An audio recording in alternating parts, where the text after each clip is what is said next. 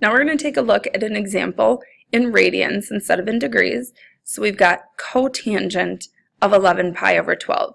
So what we're looking for is tangent of 11 pi over 12 and figuring out which angle that's half of, and then we'll flip it to get our cotangent. So if we take 11 pi over 12 and multiply it by 2, we'll figure out which angle it's half of.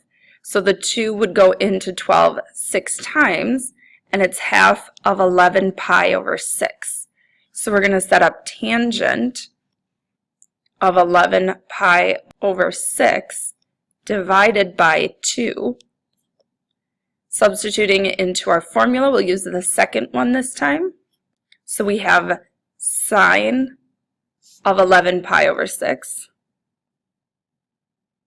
over 1 plus cosine of 11 pi over 6.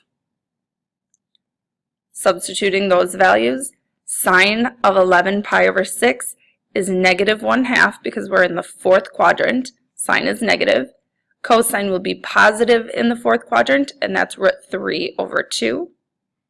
So in the denominator, we're going to get a common denominator. That 1 is going to turn into 2 over 2. So we have 2 plus √3 all over 2. And then we're going to multiply by the reciprocal of that denominator.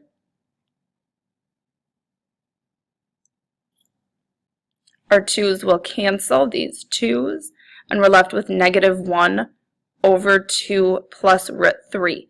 But we want cotangent, so we are not going to rationalize this because when we flip it for the cotangent, it will become rationalized. So the cotangent of 11 pi over 12, which is the half angle of 11 pi over 6, equals 2 plus √3 all over negative 1, which when we divide that negative 1 into each of those gives us negative 2 minus √3.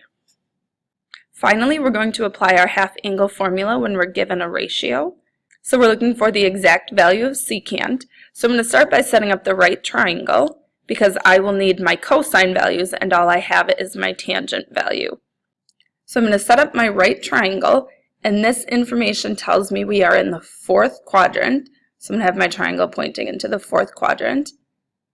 And tangent is opposite over adjacent. So our opposite will be negative because we know the sine value is negative in the fourth quadrant, and our cosine is positive. So we'll use Pythagorean theorem to solve for the missing side in our right triangle. And when you set that up, you get the square root of 89 for the hypotenuse. So now we can set up our cosine value, and we'll flip it to get the secant. So the cosine of x over 2, and knowing that we're in the fourth quadrant, we know that our cosine will be positive.